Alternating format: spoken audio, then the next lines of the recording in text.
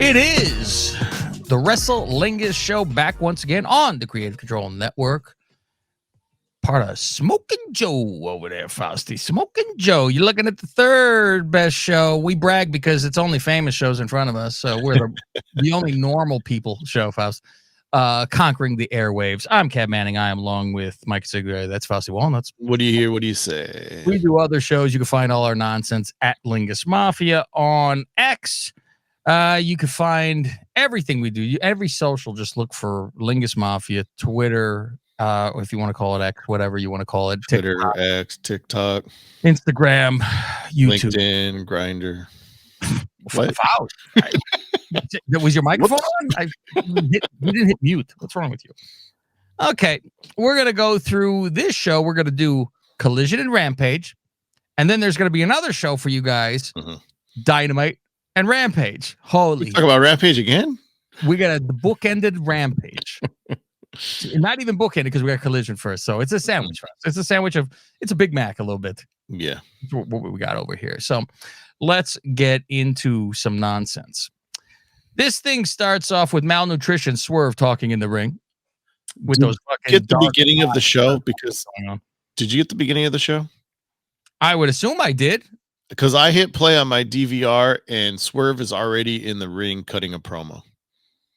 No, I think I got him walking. I got him walking there.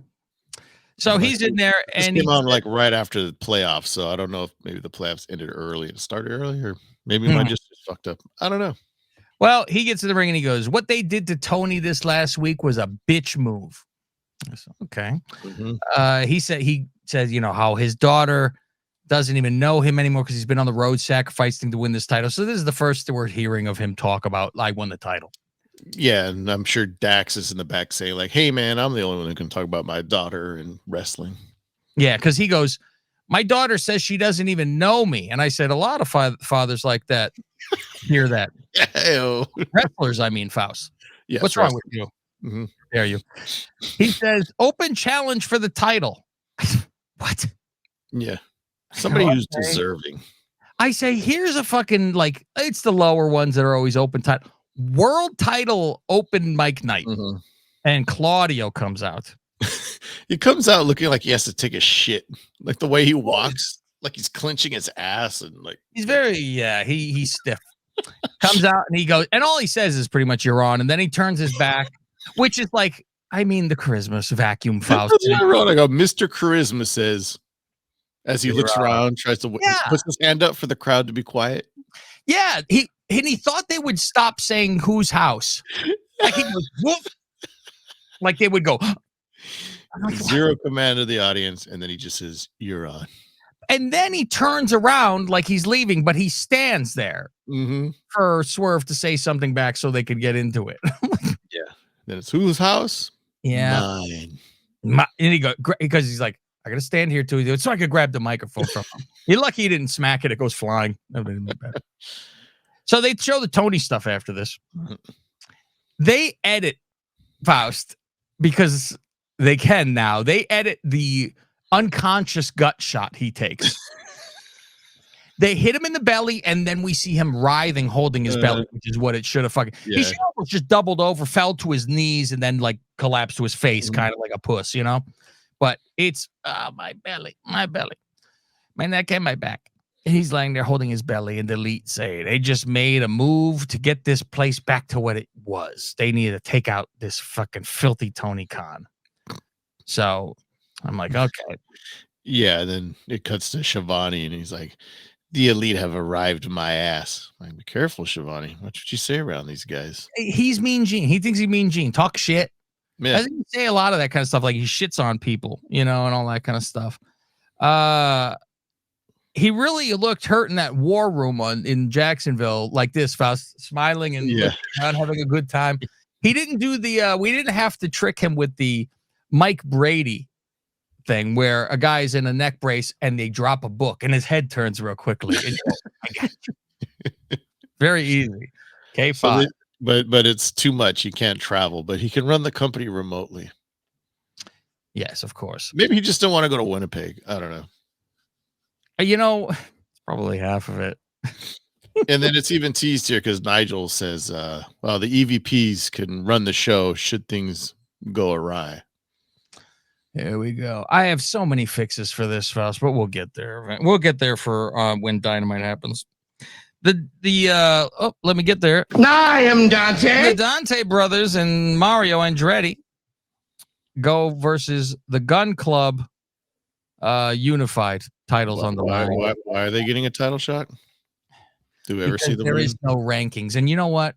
What rankings? We just had this discussion because Tony tried to say, I guess, during a press conference or something, and they go, no, the Mercedes match, there is no rankings for that title. He goes, only like the world one, which then gets thrown out the window Wednesday. Yeah, we'll get there. Holy fuck. It's like one thing after a fucking another, man. Get rid of the rankings, and none of this is the problem. He did, and then they brought him back, and it's been 4 months. It's good in theory. Yeah. But you can't just organically go where you want to fucking go. I laugh because it showed originally. Remember, it was like, these are all the rankings for this, this, and this. Meanwhile, it'd be, so the guy who's number one contender for the world title, should he be number one for all the rest of those fucking things too? Yeah. All right. Who cares about this match? Not me. I just noticed that Knife is once again blown up at the end where he's like, what is going on? And he's got the spittle coming out of his mouth. That beard, he looks like a guy who doesn't have teeth. That's what it is. It would look like he would be sunken in the front and like on the corner going with his mouth. You know, it looks like that. Like maybe he'd be eating some fried chicken and the big crumbs in his giant beard that are out, you know, like a hobo or something. That's what it looks like to me. House of Black talks about in the back. They're like, oh, they own 2 wins, Brody. Oh, he got 2 now on fucking Edge. Ooh. You know, this is on its way. Meanwhile, I thought they played the same exact fucking promo on on Dynamite. I go, didn't I just fucking see this? Yeah. Phoenix is back, Faust. Phoenix. Last time we saw him was October 10th when he lost the which title was that? The Orange Cassidy belt. Is that the international? Yeah, October 10th. Yeah. Versus Mantar. Yes. Faust. First, may I say, I love the mask. It's a creepy looking fucking. It looks cool, but dude had a hard time keeping it on. That is the most. I said, you look fucking fantastic, but this has to be the biggest disaster to have to kind of keep on. I mean, and the sweat of it, because it's a big rubber fucking, oh my God, the amount of fucking nightmare that must be into this goddamn thing. At first I thought he was another CMLL guy, but I guess that whole thing ended. All gone. And they say, oh, he's 3-0 in Ring of Honor. So I'm like, okay. So at least he's around here. CMLL is completely gone and forgotten now. I think so. Contract up, and they said, let's do it for 2 months. It's gone. They closed that Forbidden Door. It'll be back during Forbidden Door. But then again, you can't have your own guys. Yeah. The guy did a lot of cool moves, though. There was some cool stuff he did. I'm like, oh, that's impressive.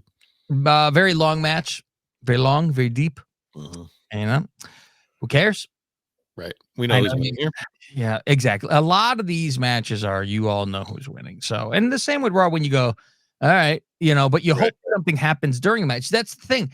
AEW has, let's have a match to a finish.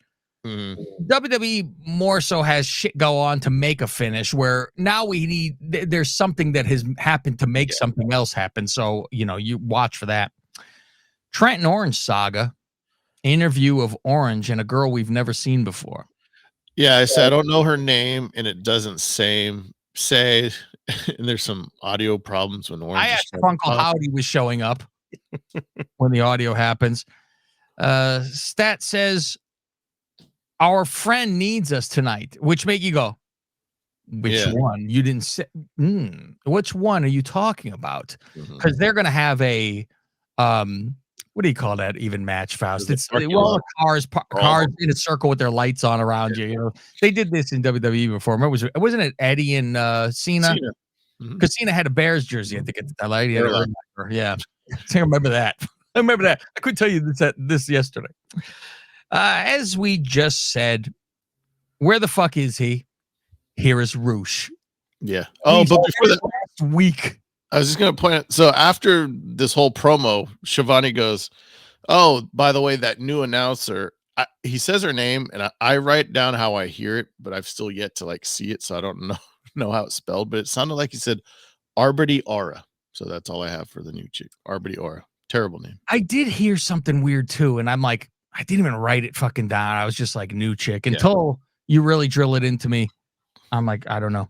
And I didn't see like this last week. I didn't see what's her face. Crystal. Dark Crystal. Yeah, didn't see her. Maybe she's working on her Ring of Honor angle being the minion. She's got to be a bad guy over there. Hold on.